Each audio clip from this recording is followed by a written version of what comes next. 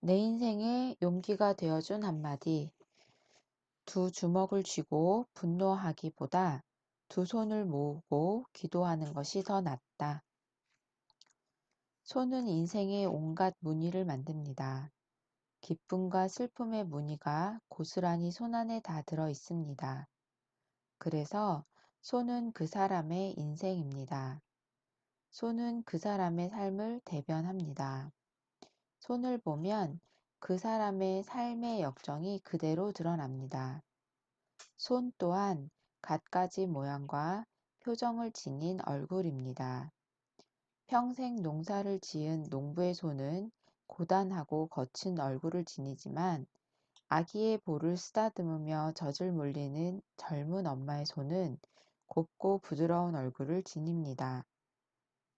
언젠가 고진아 시인이 제 손을 덥석 잡더니 아이고 손이 이렇게 고와서야 하고 말했습니다.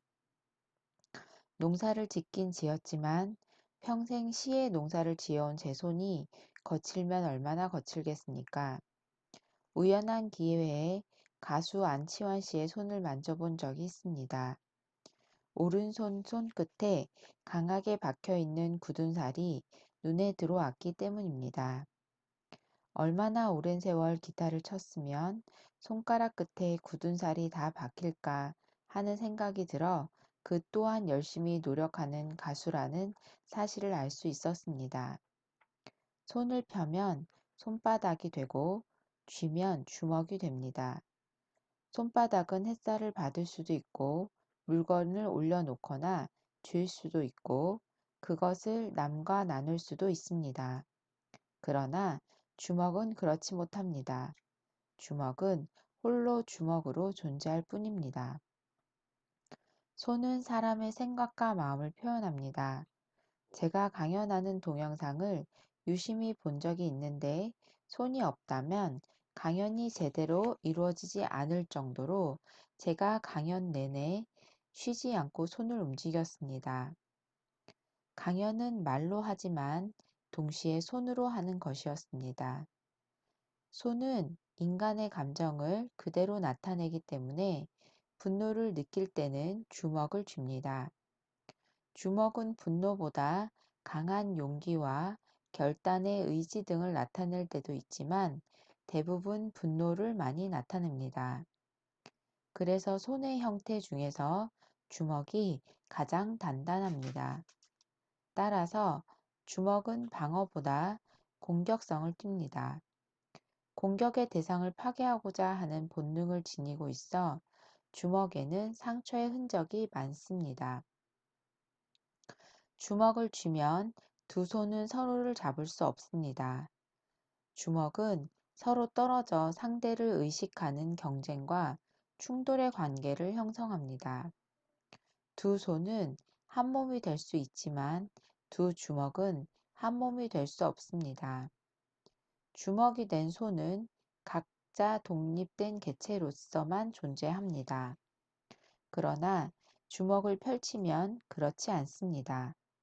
펼쳐진 주먹은 다시 손이 되어 서로를 맞잡을 수 있습니다. 사랑하는 사람을 쓰다듬을 수도 있습니다. 손은 각자 떨어져 하나가 되는 것보다 두 손이 만나 하나가 되는 게 더 중요합니다. 원래 손이 둘인 까닭은 각기 독립된 개체로 존재하라는 것이 아니라 서로 만나 어우러져서 어떤 역할을 하라는 뜻입니다. 그래서 사람은 두 손을 통해 하고 싶거나 해야만 하는 일을 하게 됩니다. 저는 각자 하나가 되는 손보다 함께 모여 하나가 되는 손을 더 좋아합니다. 두 손이 하나가 되면 아름답습니다. 그 중에서도 기도하는 손이 가장 아름답습니다. 두 손을 쥐면 각자 주먹이 되지만 두 손을 펴서 가지런히 합치면 기도하는 손이 됩니다. 그 손은 인간에게 겸손과 사랑을 선물합니다. 세상에서 가장 아름다운 손은 기도하는 어머니의 손입니다. 제가 지금까지 제 삶을 비교적 건강하게 유지할 수 있었던 것은 어머니의 기도하는 손 덕분입니다. 주먹이 된 손이 더 강한 것 같지만 실은 기도하는 손이 더 강합니다. 주먹은 공격과 파괴의 손, 분노와 상처의 손이지만 기도하는 손은 이해와 사랑의 손, 겸손과 인내의 손입니다. 주먹은 분노로 이루어지지만 기도는 사랑으로 이루어집니다. 아버지가 아들에게 들려주는 삶의 지혜를 닮은 박광철 목사의 책 부끄러운 A 학점보다 정직한 B 학점이 낫다에 보면 두 주먹을 쥐고 분노하기보다 두 손을 모으고 기도하는 자가 더 강하다는 말이 나옵니다. 저는 이 말에다 밑줄을 그었습니다. 기도하는 손보다 분노의 주먹을 쥔 손으로 살아온 세월이 너무 많기 때문입니다. 주먹은 남에게 상처를 주고 자신도 아픔을 겪지만 기도하는 손은 자신은 물론 다른 사람도 살립니다. 우리가 누구를 위해 기도할 때 주먹을 쥐고 기도할 수는 없습니다. 주먹을 쥔 상태에서는 누구를 쓰다듬을 수도 꼭 안을 수도 없습니다. 누구를 위로할 때의 손은 결코 주먹이 아닙니다. 아마 석가나 예수는 단 한 번도 분노의 주먹을 쥐지 않았을 것입니다. 저도 분노의 주먹을 쥐지 않고 살아갈 수 있으면 좋겠지만 그런 일은 있을 수 없습니다. 제겐 분노가 주먹으로 표현되었을 때 그 주먹을 어떻게 할 것인가 하는 문제만 남아 있습니다. 주먹으로 계속 분노를 표현할 것인가 아니면 주먹을 펴서 기도할 것인가 둘 중에 하나입니다. 나를 위해 또 남을 위해 제 손이 가장 먼저 할 수 있는 것은 기도입니다. 기도만이 제 손이 할 수 있는 가장 아름다운 행동입니다. 기도는 정말 진실한 최후의 저 자신입니다.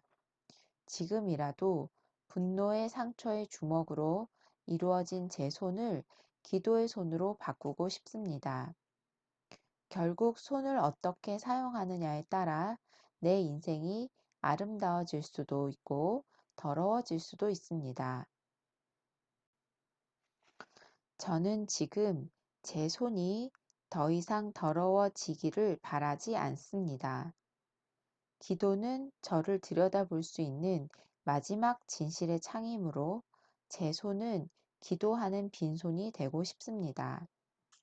빈손이 되어야만 제가 쓴 시 손에 대한 예의와 같은 예의를 갖출 수 있습니다. 가장 먼저 어머니의 손등에 입을 맞출 것, 하늘 나는 새를 향해 손을 흔들 것, 1년에 한 번쯤은 흰 눈송이를 두 손에 고이 받을 것, 들녘에 어리는 봄의 햇살은 손 안에 살며시 쥐어볼 것, 손바닥으로 풀잎의 뺨은 절대 때리지 말 것, 장미의 목을 꺾지 말고 때로는 장미 가시에 손가락을 찔릴 것, 남을 향하거나 나를 향해서도 더 이상 손바닥을 비비지 말 것, 손가락에 침을 묻혀가며 지폐를 헤아리지 말고 눈물은 손등으로 훔치지 말 것, 손이 멀리 여행 가방을 끌고 갈 때는 깊이 감사할 것, 더 이상 손바닥에 못 박히지 말고 손에 피 묻히지 말고 손에 쥔 칼은 항상 바다에 버릴 것, 손에 많은 것을 쥐고 있어도 한 손은 늘 비워둘 것, 내 손이 먼저 빈손이 되어 다른 사람의 손을 자주 잡을 것, 하루에 한 번씩은 꼭 책을 쓰다듬고 어둠 속에서도 노동의 굳은 살이 박힌 두 손을 모아 홀로 기도할 것.